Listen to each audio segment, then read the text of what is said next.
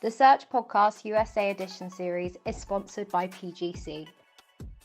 PGC are the longest serving employer of record in North America and can compliantly engage contractors across both the US and Canada on behalf of staffing and recruitment businesses.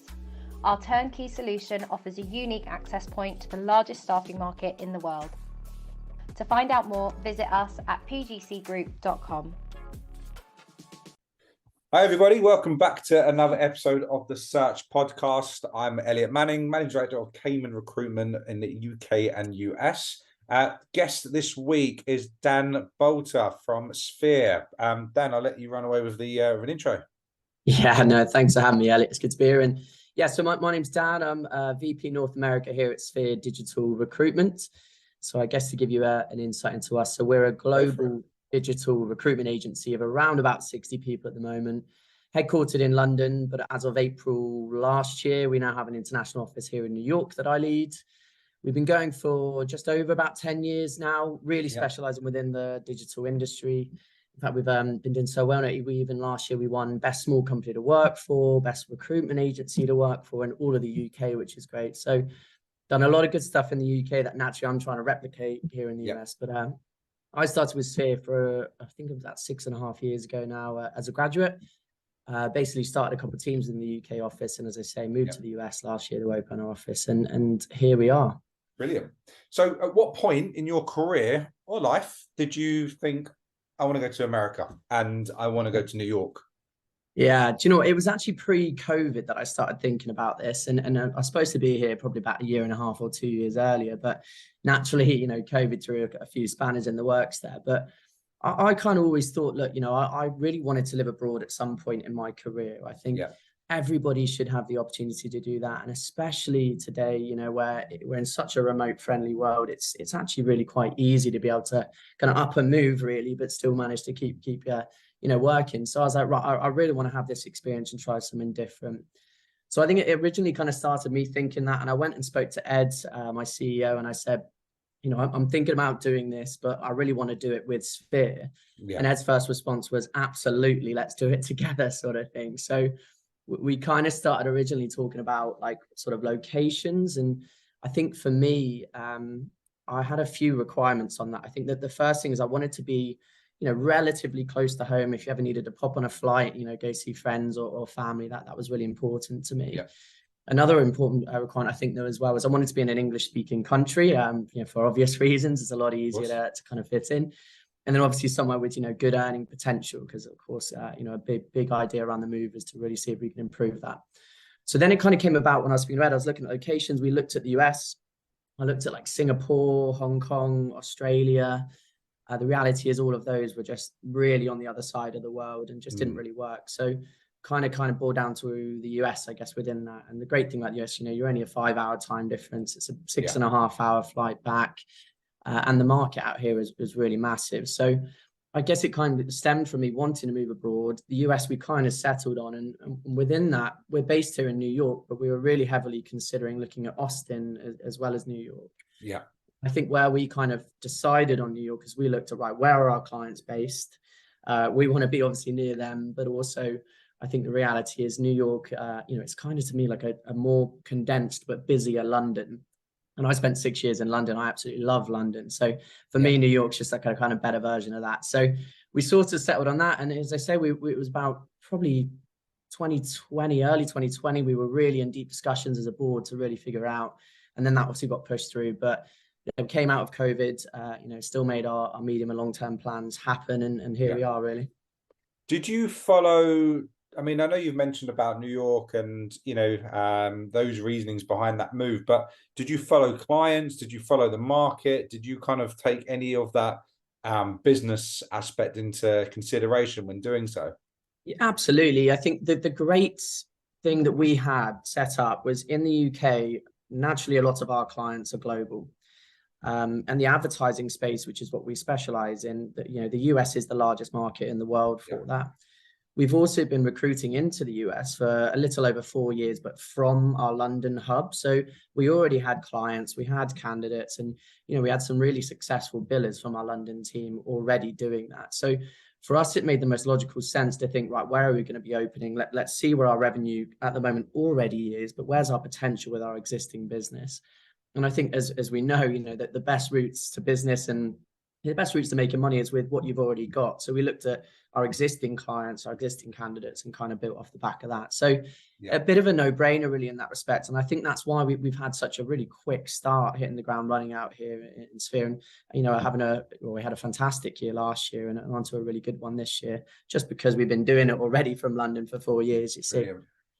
Did you visit over to, New York often? Did you spend a lot of time there yourself before? I was here once for a weekend. I came over with my parents was it October 2019 when we knew that the move was going to happen, and no more than that really. I was just kind of I was so sure that New York was what it was going to be, but it was strange. I came over with my parents, and naturally they were sad to see me go, but my dad just went into absolute, embarrassing dad mode. Every bartender we went and spoke to was like, "Oh, my son's moving here. Where would you recommend?" And you got to leave him alone. But we didn't come over too much, just once before, really. Yeah.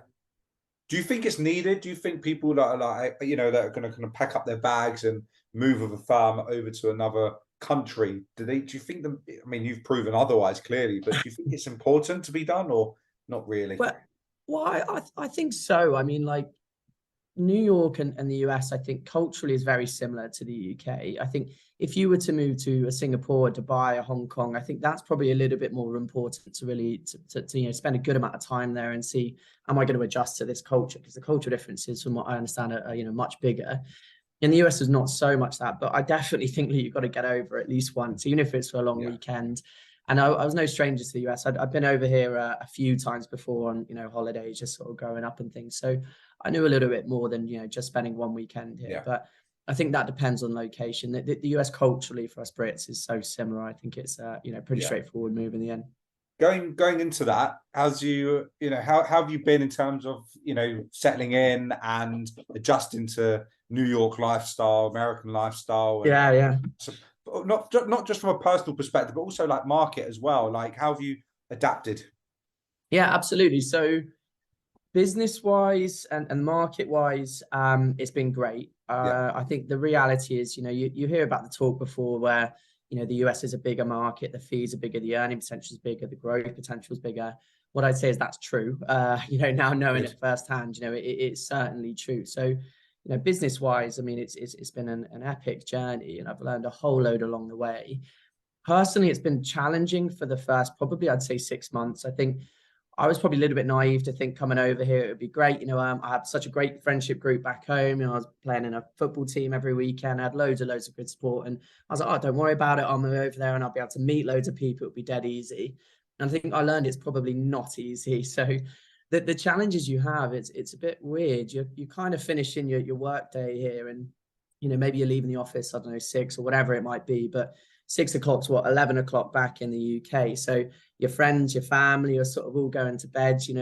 I had found it for the first month, I really struggled because I was kind of going through, my social media, my Instagram stories, and you kind of get to the end of it because everyone's asleep sort of thing. You're like, well, what do I do now sort of thing? So it was challenging at the start really to kind of integrate in that respect. But what I kind of learned from that and the reason why, we've settled in a lot more, actually, I was lucky enough to move with my girlfriend actually. And that's been a amazing sort of move really, because at least we have each other to rely on. But within that really, you just kind of have to put yourself out there. So, I was playing loads of football out here to meet people. I'm part of a couple WhatsApp and Facebook groups of just like Brits out here who are just looking for, people to grab a drink with. And that's really, really helped. So I guess business-wise, been fantastic, and made a lot of sense for us to do this. But yeah, personally, it was challenging at the start. I think, again, the advice I'd probably give to people thinking about that is, give yourself time, because it probably took me 6 to 9 months really to establish a friendship group and, kind of start to really figure things out here. So now at least we've got that, it's become a lot easier. Yeah, I've spoken to multiple people, and they've said about having to put yourself out there, I'm mostly going hang out in East Village because that's where all the Brits go into this in particular bars there. And you'll meet everybody predominantly in recruitment. It's kind of like a easy settling period. You can make it an easy settling period if you put yourself out there. And if you're not one to kind of make things happen, it's going to take a lot longer. But separate to that from a business perspective, yeah, naturally, that was my question to you is, have you seen the difference financially as a business and personally, but by working on those fees and those commissions? And one question I wanted to ask, and if you don't mind, sharing this, in terms of, having a good month in the US, I've spoken to recruiters that might have a commission check for $50,000 in a quarter and $20,000 in a month, some crazy numbers. But if you had that earning of dollars when you live in London, you can actually see the rewards of that financially. But when you live in the US, and the cost of living is a lot higher, and it kind of balances itself out, if that makes sense. Do you see the real, I suppose, the real increase?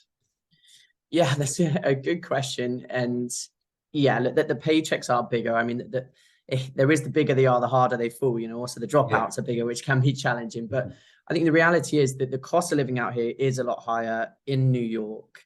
There's there's a lot of states out here. I think there's sort of 4 or 5 that don't have state income tax. So your money does go further, and obviously the cost of living outside the cities does drop. But I can speak for New York, and the cost is certainly a lot higher. I think I bought a broccoli the other day for $5. I'm like, where is Aldi when I need it? Like, this is a joke. But saying that, I think when it comes into perspective, yeah, the earning potential is so much higher that I still think that you do feel that your money is going further. So it is higher, but the earning potential is more than double than it is really in the UK. Like people generally say as a general rule, double your salary. I'd say it's more than that. Yeah. And price wise, we're not doubling things. What we, us Brits, we judge everything by the cost of a pint, don't we? What's it? A pint in London's about £6 now, isn't it? Pint out here is, like $9, maybe $10 sort of thing. So, which is what, like £8 or something like that at the moment. So you're not really doubling out here, but the earning potential is more than double. Good, fine, good to know. Yeah, good news. Yeah, exactly. For those looking to get out there, you can actually really make a lot of money. In terms of from a business perspective, is there any challenges that you've come up against and faced that you didn't plan for, didn't prepare for, wasn't expecting? Anything that's come up that you can think of? Do you know what? Yeah, it's a good question. I think we were very well prepared coming out here. We took a lot of advice, not just legal advice, but we consulted with a couple other businesses that launched out here. Spoke to their founders as well as the people that were actually they made the move themselves. So we really, really tried to learn from others' mistakes essentially, and try to not make those. So we had a pretty sort of swift, I guess, move in that respect. It did have some challenges along the way, though. Naturally, I think the biggest thing I experienced leading the office is you can stay as connected as possible to the UK office, but you're still disconnected in the respect of, you're not there for internal meetings. You might be the only one on a screen, which can be a bit tricky. But also, naturally, when 5:30 comes around in London, a lot of our back office team will go offline. Any IT support that we need or contracts sent out, generally you have to wait for the sort of day after, I guess, on that respect. It's going to be something that we're going to launch out here, and have actually based locally as all of these sort of support things. But I think at the initial stage, it was kind of, dealing with those teething problems to really find out the best way to get efficient with our connection of the offices. I think that was probably our biggest challenge. And also, I think the other thing we sort of notice is, we've had a lot of great successes this year. It has been a challenging year, of course, most recently with the economy, as I'm sure you know. So we've had our ups and downs within that. And I think from a personal perspective for myself, and also for Ed, who plays such a massive role here in the States, another challenge is not having that physical presence, when times get hard, maybe. I mean, in London, it's so easy, you can pop out for a beer with someone and just chat over it, or you can just grab a meeting room and just have that face-to-face, really telling you how you feel. And I think that in itself can be challenging through a video call or even a phone call, really. So I think we've had some challenges along the way within that, but yeah, as I said, they've been dwarfed by the other, positive things really that we've had come out of it, for sure. Those 2 points, honestly, Dana, I've never had anyone bring them up before, but they're so key. And you forget the obvious in some cases, the whole back office support. Cayman, my business, we struggle with that in the States, and something that we've now only started implementing, to a point of, it's needed. The guys have a laptop issue at, 8 o'clock, what time? 3 o'clock ET, 8 o'clock here. No one's there to help them. Contract terms, confirmations, anything. You know, they've got no support. And I think a lot of British businesses and, you know, that have moved over to US, they don't even, I can assure you on this, they don't even think about the back office support function when they're in the States, and they're just kind of like recruiters, and no one's there to kind of help them. And that's one thing I've actually really, you know, from what you've just said, noticed, and a lot more. And the other thing as well, which you see, is a lot of the business owners having to go out there a lot and really try and involve themselves in the business as much as they can to have that presence. But, you know, when they get back to the UK, they are leaving it and, you know, putting it on your shoulders, for example, where, you know, when tough times are tough, it's, you know, it can be difficult, but I guess that's why you're in your position, because you've managed it really well. Yeah, it is tough, and you don't think about the fact you come out here, you think, oh great, you know, we've got a business of 60 people, I'll come out, we'll just go make loads of money, and the reality is you're starting a business. You know, I run around viewing offices. You know, we moved offices actually, and you know, in the UK with our team of 60, we'd pay someone, they'd sort it out, but I was here with a zip car trying to load in our beer fridge in the back and driving up the road to our new office. You know, there's a lot of these extra things that come into responsibilities for that. And I think that what we just had to do with that, I mean, luckily we work with a company called Keybridge who do really, really good tech support, and they're a British business. We're looking at those guys as well. Yeah, they're great over there because they're also launching a US team out here too. And I think that will give us that global support. But they've been great. But also myself, I mean, well, we've just had to be super prepared. I think I've got 3 spare laptops sat over there somewhere, and, you know, all of these different things that we need just in case something goes wrong. But yeah, it's a challenge I didn't think about, but, you know, one that you learn along the way. Definitely. I love that. So what's the plans for the business, you know, we won't go too far ahead, but maybe for the rest of 2023, where are you guys going? What's the plans? What you're doing? Anything new launching? Yeah, absolutely. Well, I guess that we've got short-term plans, we have long-term plans, maybe starting in the latter. I mean, mine and Ed's, our long-term plans is, well, my plan mostly, I want to make our US business more successful than our UK, essentially. And look, that's tricky with the awards they've won and the fantastic service that they do. But, you know, I'd be lying if I said that, you know, my goal wasn't to make it even better than that respect. And in the short-term plans, it's, you know, it's pretty easy to see the path there, because our goal is to replicate what we've done in the UK. We have so many successful teams in the UK into different areas of the digital industry that we can launch here in the States. The exact reason is that we launched, you know, our ad tech and media team, which is what we're doing out here at the moment, is we have the clients, we have the candidates, we have the know-how in the UK, and those clients also have offices out here, and we can do the same with launching our other teams. So in the short term, we're hiring for our digital marketing desk at the moment, as in the UK. You know, we're one of 2 recruitment providers to the top 3 media agency groups, you know, Group M, Omnicom, and Publicis. We also have an amazing B2C marketing team in the UK that, again, are working with global clients. And we have a really, really hot desk in that respect, that we can get someone over here based locally into our New York office, but, you know, with revenue already to walk into that we've been making here in the States, but just recruiting it from London. So that role to start a team essentially is our first hire. But again, as I say, from after there, you know, we've had an amazing product team in the UK that we have filled roles out here within, so we can start a team there.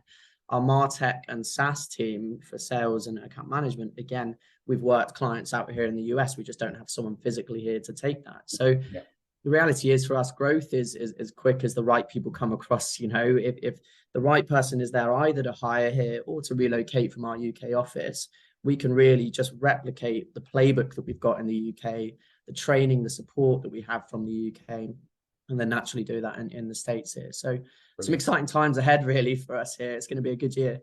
Yeah, look, you guys as a business has always, you know, held an extremely strong reputation in the UK.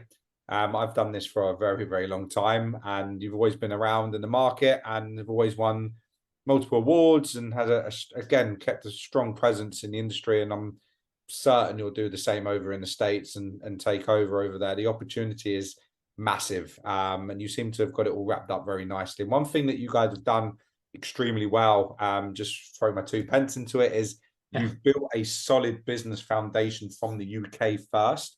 You've, you know, prioritized all these big clients and opened the doors where they needed to be, so that you've got a strong presence already walking into in the States, and a lot of firms are still trying to do that and don't realize that, you know, if they want it to be successful, and not so in you know, in the short term, but maybe in the long term, they need to do that ASAP. It's important, right? Yeah, well, it's good to know. I mean, thanks for that. I think, yeah, we're trying our best out here. And I think, again, it comes back to taking advice. And what we know best is, you know, you do your best business from your existing business. You know, that the easiest job to pick up is filling the one with the best service that you can and then coming back to you. And I think that's really just what we've just tried to replicate here. It's knowing what we do and staying specialized within that. And it's just giving the most exceptional experience for our clients that we can, so that we can really build off the existing business that we have and expand from there, really. And as I say, it's what we've done in the UK. It's a very simple playbook for us to bring over here. And, you know, Ed obviously starting the business and being such a huge presence in the US has just been instrumental to that. So brilliant. More credit to him, really. Well, Ed, if you're listening to this, there you go. There you go. And look, it's been a pleasure to speak with you. That's a wrap. And, you know, look, you've shared some really amazing stuff that I'm sure that anyone listening in on to this will potentially question themselves or have maybe some questions for you. I'll put all your details on the podcast itself, so people can reach out. For those that are looking for work, and whether you're in the UK or based out in New York or anywhere in the US, please feel free to reach out. But Dan, thank you very much for your time, and I'm sure we'll speak very soon. Yeah, thanks, Elliott. Appreciate you having me. All right. Thanks. Pleasure.